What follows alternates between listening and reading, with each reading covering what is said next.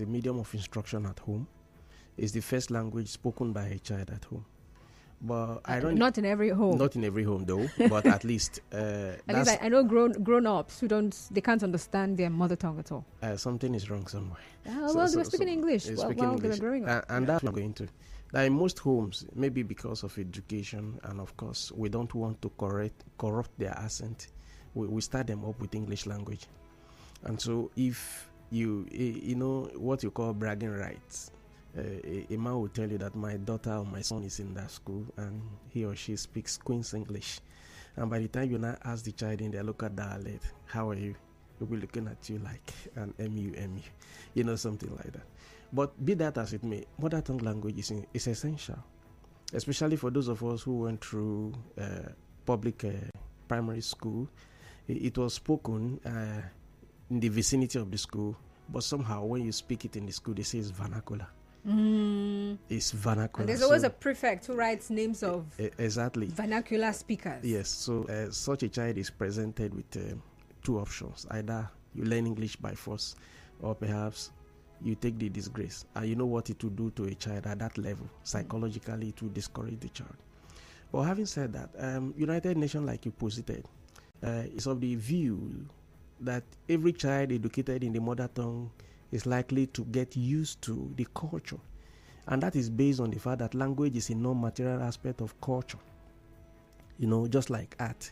If you understand the language of your people so clearly, of course, you're actually ingraining yourself, into the culture and tradition of your people, which is a pass mark for you. Now, having said that, using the mother tongue as, a medium of instruction and learning in our schools is not feasible for now. And I'll give you 3 reasons why they are not feasible. Okay. Number 1, Nigeria is a multi or a plural society. I think plural would be very, very ideal. As a historian, I'm aware that we have close to 320 languages spoken. And out of the 320 languages spoken in Nigeria, only 3 are predominant. And out of these 3 that are predominant, we try as much as possible based on our geographical location to make a choice. I was once in a school where Igbo was introduced here in Rivers State, and they said, what happens to the Kwere language? What happens to the Kalabari language? And the parents wrote to me, say, please, principal, I don't want my child to learn that language. If you cannot teach the language of my people, of course, which is Rivers Northeast, Ogoni area, they say, please exclude my child from that school and that class. That's number 1. Number 2 is not feasible because 1, it's like an elephant project. Have we taken time over the years to train teachers in their local, dialect, especially their mother tongue? Or the teacher will just jump on it and begin to speak the expression. You remember, English language is dynamic. There are parts of speech in English language. There are idioms in English language. Of course, there are other means of expression in English. There is phonology, there is phonetics in English language, and having in English language. Now, if we adapt our mother tongue, at what particular point in time will we be able to break this thing into bits and pieces so that the child will be able to differentiate between idiom, proverb, and others?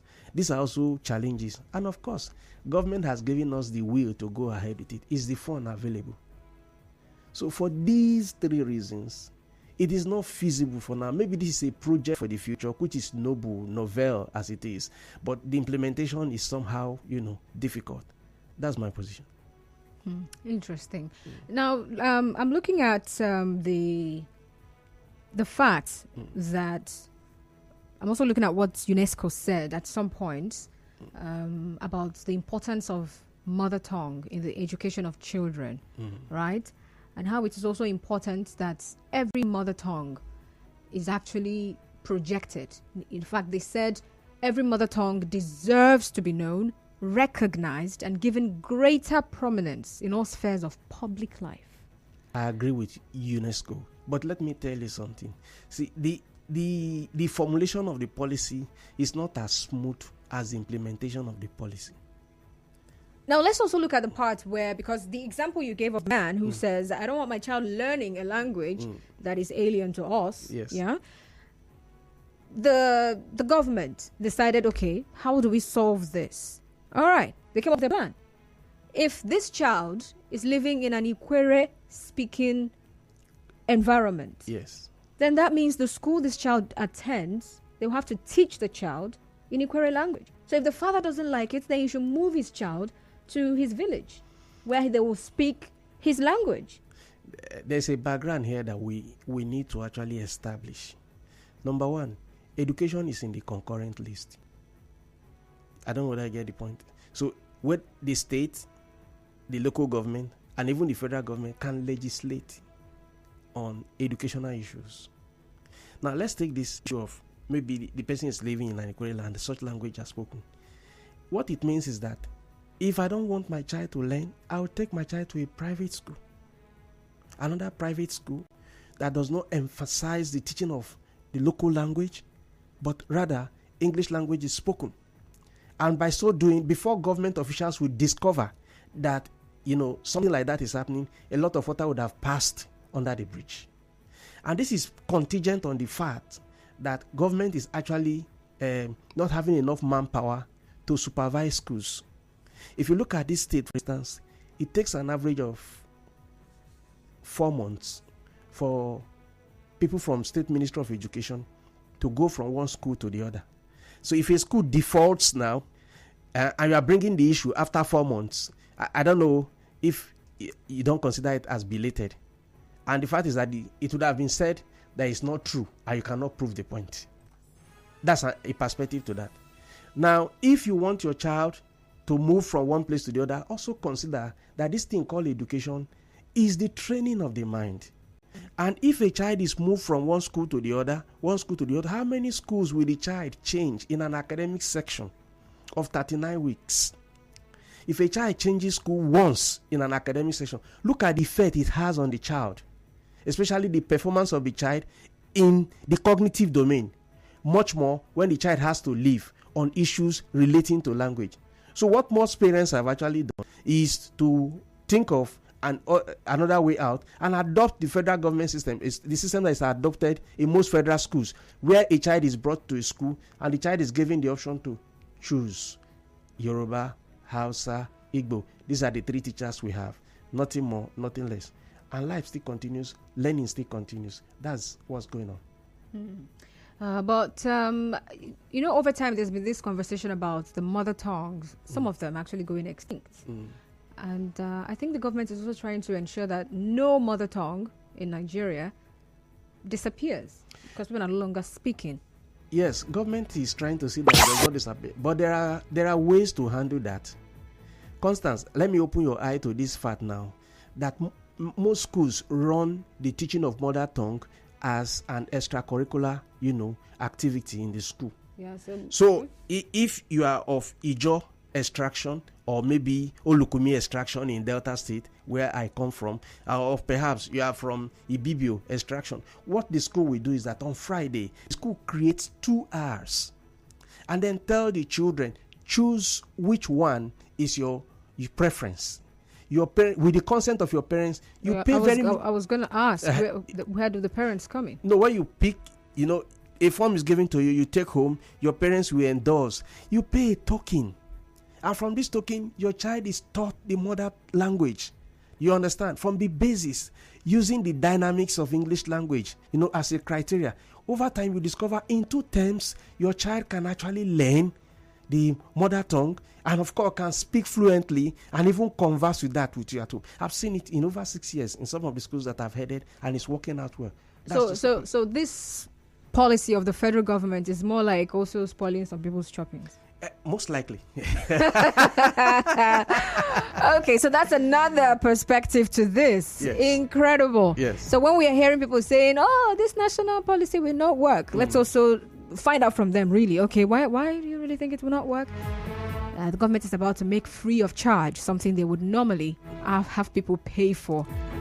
And that's not going down well with some people. All right, we'll go on a break now. When we return, we're still talking about the new national language policy, and Mr. Isaac Uwadiunor is still in the studio. We'll get to talk about the global, should I say, implication of this for Nigeria. Of course, just stay tuned. I'll be right back.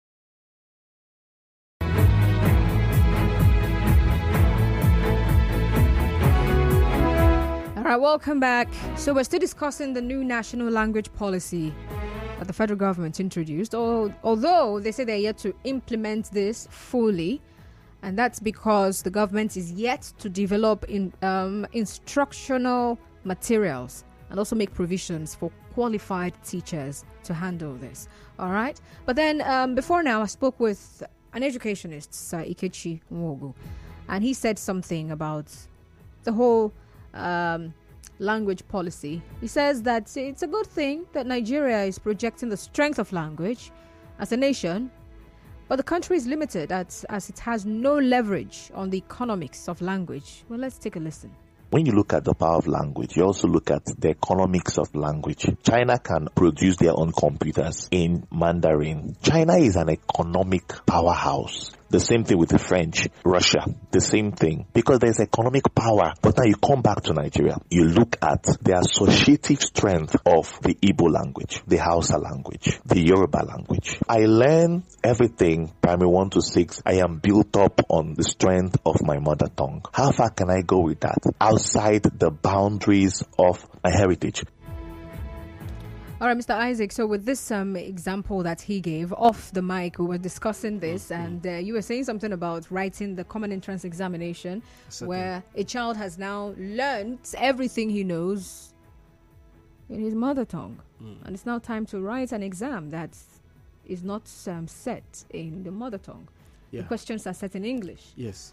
So how is this child going to survive it? That's the flaw. I think the Minister of Education didn't look at that angle, but it's natural because he's a human being. We want to implement mother tongue, in the teaching at the basic level, which is primary 1 to 6. First and foremost, do we still have primary 6 in some schools? Because I know recently there's a greater influx of children from primary 4 to secondary school. Seriously? Yes. I can tell you as somebody that is in the field, that's exactly what is obtained in most schools. Now, most parents want their children to go to federal government colleges, and you write 4 papers: mathematics, English language. You also do social studies, which is part of this, and then basic science. And then the aggregate is what qualifies you to be admitted into a federal school. So if you use your mother tongue, are we going to create an examination component in your mother tongue that will help you go into the school? Then you now see that those who have actually started learning with English language will excel higher than those who were taught with their mother tongue. And this policy is coming from federal government. I stated this to let you see the clash between national policy in education and, of course, government policy as a roadmap to the implementation of national policy in education. That's one part. The other part to it is this: if we teach in mother tongue, we are producing local champions. But these are they're just children, right? Yes, there's no doubt After about primary that. school, they can start getting their learning. They also get to learn in English. No, let's start from somewhere. You don't learn, how to use the other hand at old age, especially in my place. You don't learn how to use your left hand at old age. But they're not old yet. They're not old yet. At 12, the child is at a very tempting period. That's the period that the child is supposed to consolidate learning. And of course, remember, that's the period they proceed as teenagers. At this teen age, their mind is like tabula rasa.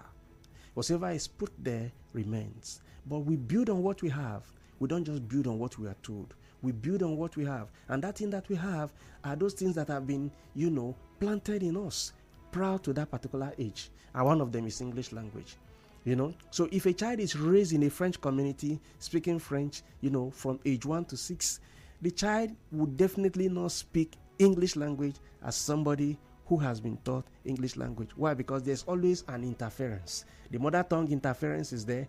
The assumption that the mother tongue language is the primary language of learning for the child is still there in the mindset. So it's going to be it's likely to be very difficult for the child to adjust. It will take an extra effort on the part of the teachers at the higher level to bend them over. A very good example, let me give you the former vice chancellor of University of Port Harcourt taught me in one of the classes, Professor Dan Barida. He told us in a class, just in normal class session, that he was taught in English language, but when he wanted to do his PhD, he has to learn French for 1 year. Do you understand? So that 1 year actually is the loss he had. before he went in. He completed the program, no doubt about that. He could speak French very well. But those who started their programs earlier with English language, they were 1 year ahead of him. My niece went to Ukraine to study medicine. And while she was in Ukraine studying medicine, she has to study the Ukraine language, first, for 1 year, before she could do her normal study, and that extended her stay in the school. The same thing is what we're saying.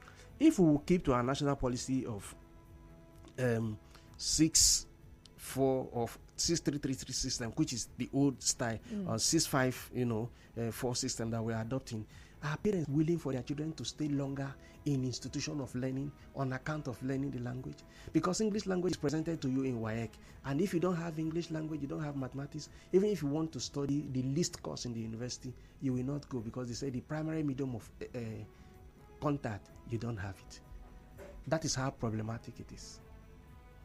So I'm thinking now, if a body like UNESCO would say that they've carried out some form of research, and research has shown that education in the mother tongue is a key factor for inclusion and quality learning. And they also went on to say that it also improves learning outcomes and academic performance. I have no doubt that it does. But let's look at it. It's like taking an orange seed and we are planting it in a loamy soil. And taking another orange seed, we are planting it in a sandy soil. And then you are taking another orange seed, we are planting it in a clay soil. The difference will show by what? By the humus content in